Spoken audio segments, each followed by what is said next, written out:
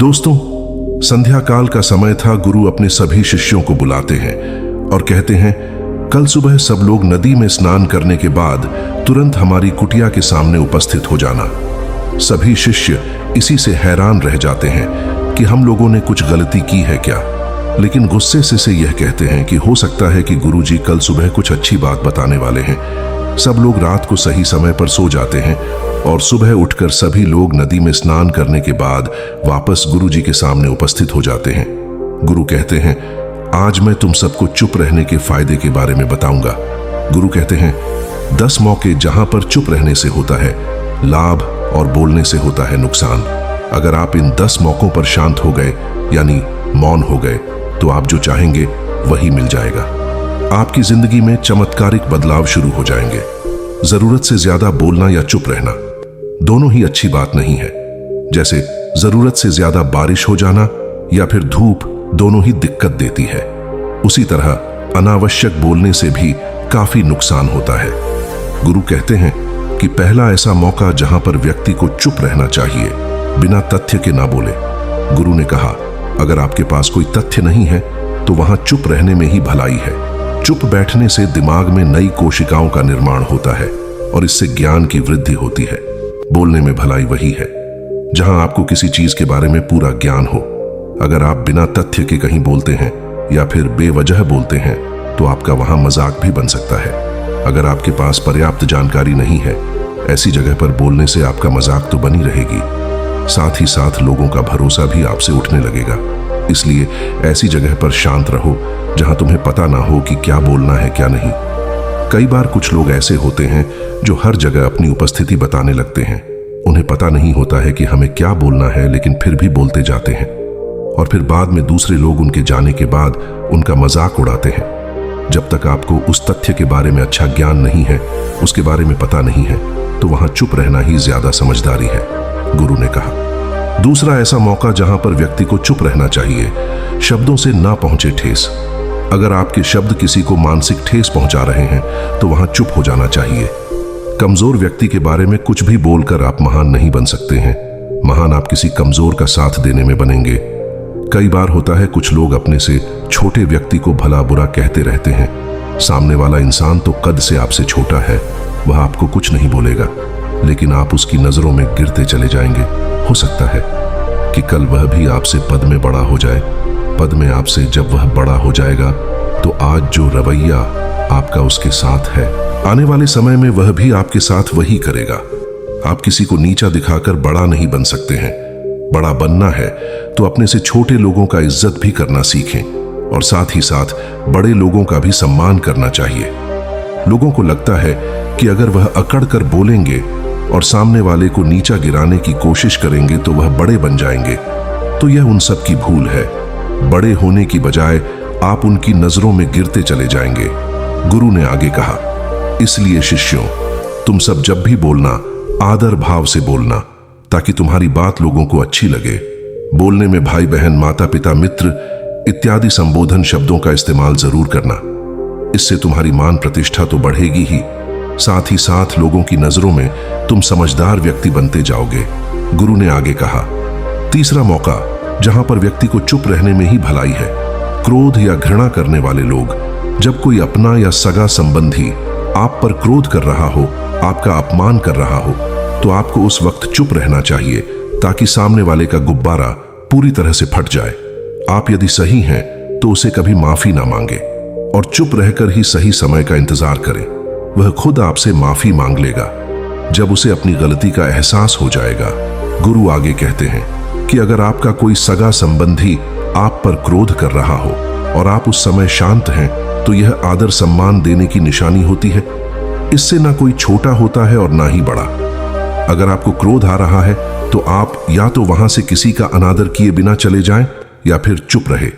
क्रोध करने से आपके रिश्ते खराब होंगे। क्रोध करने से हमेशा क्रोध करने वाले व्यक्ति का ही बुरा होता है। गुरु आगे कहते हैं कि एक बार की बात है, एक सांप जंगल से भागते हुए किसी राजा के घर में पहुंच गया। लोगों ने छेड़खानी की तो वह बहुत ही गुस्सा हो गया, जिससे घर में जो तलवार पड़ी हुई थी उसी को लपेट कर कसने लगा और धीरे धीरे उसका पूरा शरीर कट गया। ठीक उसी प्रकार हमारा गुस्सा भी हमारे शरीर को तलवार की भांति काटता रहता है।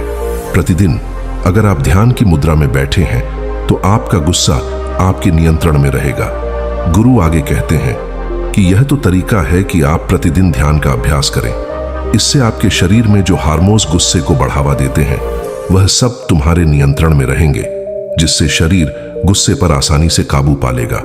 लेकिन एक तरीका यह भी है कि जब भी आपको गुस्सा आए तो आप यह समझने का प्रयास करो कि क्या मेरा गुस्सा जायज है या नहीं। हमें वहां पर बोलना चाहिए कि नहीं। जब आप खुद इस बात का आकलन लगा पाएंगे तो आपको खुद पता चल जाएगा कि हमें गुस्सा करना चाहिए या नहीं। फिर भी आपको गुस्सा आ रहा है तो आप वहां से हटने का प्रयास करें, वहां से दूर चले जाएं। धीरे धीरे समय के साथ आपका दिमाग शांत हो जाएगा। गुरु ने कहा, चौथा, ऐसा मौका जहां पर इंसान को बहुत ही समझदारी के साथ काम लेना चाहिए, वहां पर आपको चुप रहना ही चाहिए। जहां पर उस मुद्दे से आपका कोई संबंध ना हो। अगर आपका किसी मुद्दे से कोई संबंध ना हो तो वहां आपका चुप रहना बनता है।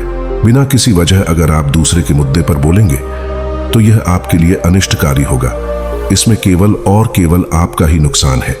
जल्द ही आप किसी भी दो लोगों के बीच हो रहे विवाद में जल्दी अपनी टांग न डालें।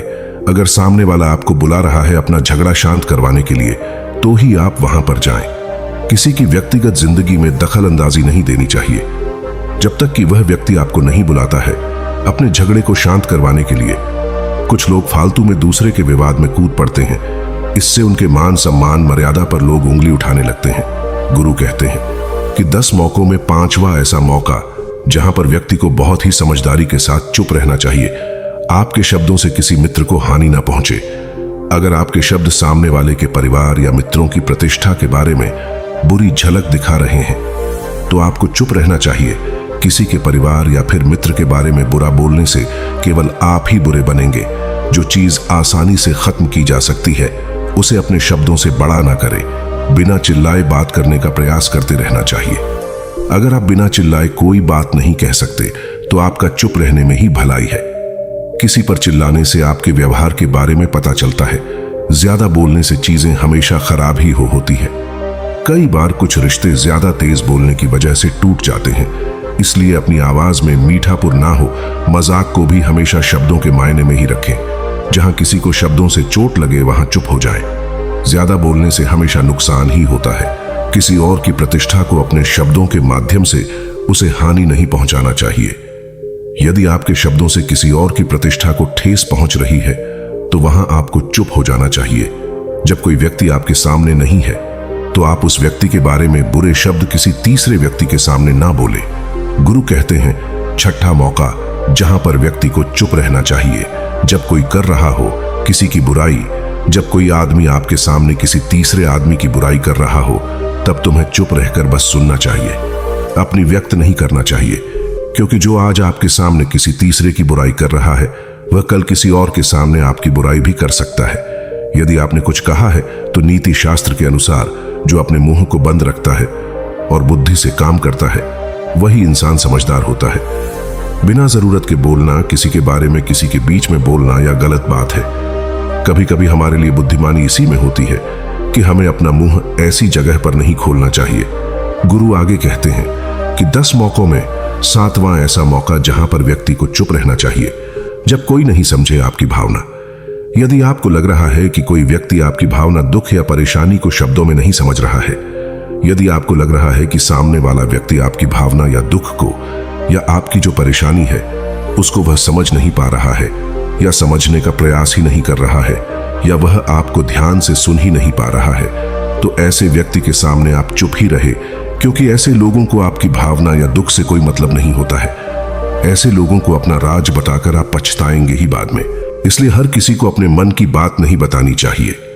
8वां मौका जहां पर आपको चुप रहना चाहिए, जब कोई इंसान अपना दुख व्यक्त करे। यदि कोई इंसान अपने दुख या परेशानी को आपको बता रहा है तो इसका मतलब यह है कि वह आपको अपना समझ रहा है। ऐसे में तुरंत ही उसे समाधान बताने के बजाय चुप रहकर उसके दुख या समस्या को सुने। उसके दुख या समस्या को किसी और को ना बताएं। वह इसलिए नहीं बता रहा है कि उसकी समस्याओं का समाधान कर देंगे, बल्कि वह इसलिए भी बता रहा है कि सामने वाला उसकी बात को समझ रहा है। कई बार बताने से दुख कम हो जाते हैं, आपको अपना दुख इसलिए बता रहा होगा कि उसे लग रहा है कि आप उसकी बात को समझ रहे हैं। दुख बांटने से कम हो जाता है, इसलिए जब कोई व्यक्ति अपना दुख आपसे व्यक्त करे तो आप चुप रहकर उसकी बात को बहुत ही ध्यान से सुने, ताकि उसके दुख कम हो जाए, उसके मन का बोझ हल्का हो जाए, क्योंकि उसके मन में जो भी बातें थी वह आपको सब बता दिया। गुरु आगे कहते हैं कि 10 जगहों में 9वां ऐसा मौका जहां आपको चुप रहना चाहिए, जहां पर दुष्ट प्रकृति के लोग रह रहे हो और गाली ग्लौज कर रहे हो, तो आप वहां पर मत जाइए। ऐसी जगहों से आप चुपचाप निकल जाएं, अर्थात अपनी प्रतिक्रिया दिए बिना आप वहां से चले जाएं, क्योंकि जिसकी जुबान खराब होती है, जो दुष्ट प्रकृति के लोग होते हैं, उनको आप ऐसे समय में नहीं समझा सकते हैं जब उनका दिमाग पूरी तरह से शांत हो जाए, तभी वह आपकी बात सुनेंगे। इसलिए जहां पर दुष्ट प्रकृति के लोगों आपकी की बात को ना मानते हो और ना ही सुनते हो, तो आपको वहां पर नहीं बोलना चाहिए। गुरु कहते हैं 10वां मौका जहां पर आपको शांत हो जाना चाहिए। अपनी सफलता का राज हर किसी को ना बताएं। कई बार होता है कि कुछ लोग जो सफलता को बहुत ही जल्दी अर्जित कर लेते हैं, वे हर जगह अपनी सफलता का ढिंढोरा पीटने लगते हैं। ऐसे में क्या होता है कि कई लोग आपकी सफलता से खुश नहीं होते हैं। अगर आप अपनी सफलता का जबरदस्ती लोगों में ढिंढोरा पिटवा रहे हैं, तो लोगों की नकारात्मक ऊर्जा आपको प्रभावित कर सकती है। जब आप सफल होंगे तो सबको पता चल जाएगा कि आप सफल हो गए हैं। ढिंढोरा पीटने से नुकसान आपका ही होगा। इतना कहकर गुरु ने कहा, शिष्यों, आज के लिए बस इतना ही। अगर तुम सब मेरी इन 10 बातों को अपने जीवन में अपना लेते हो, तो तुम सब काफी हद तक परेशानियों से बचे रहोगे। यहां से जाने के बाद मेरी यह बातें आपके जीवन किसी वरदान से कम साबित नहीं होंगी। दोस्तों, मुझे उम्मीद है इस वीडियो से आपको बहुत कुछ सीखने को मिला होगा। आशा है कि आपको वीडियो पसंद आया होगा, और नीचे कमेंट में जरूर बताएं। और भी ऐसी वीडियो देखने के लिए अभी चैनल को सब्सक्राइब करें।